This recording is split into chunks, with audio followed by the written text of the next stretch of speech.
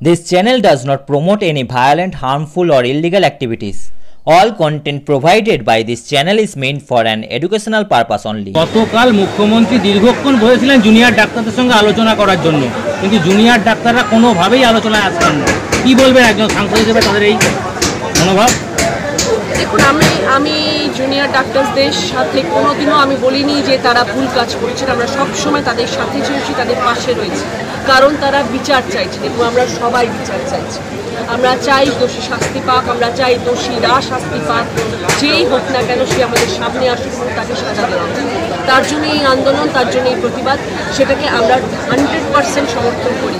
Junior ডাক্তারদের পাশে শুধু আমি নই, সারা পৃথিবীর মানুষ আছে, সারা পশ্চিমবাংলার মানুষ আছে, আমাদের মুখ্যমন্ত্রী তাদের পাশে আছে।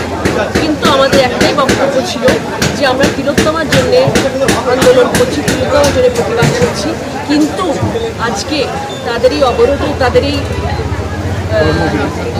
তাদের এই কর্মবিরতির জন্যে অনেক অনেক মানুষ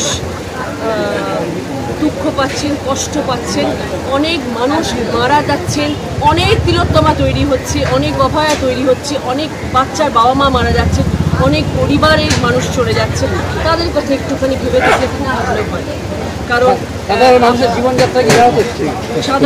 জীবনযাত্রাও ব্যাহত হচ্ছে। সেইটা আমাদের করজোড়ে অনুরোধ সবাইকে, সব জুনিয়র ডাক্তারদেরকে, আপনারা যদি আন্দোলন থাকবে আন্দোলন করুন, কিন্তু কর্মব্যবস্থা কালকে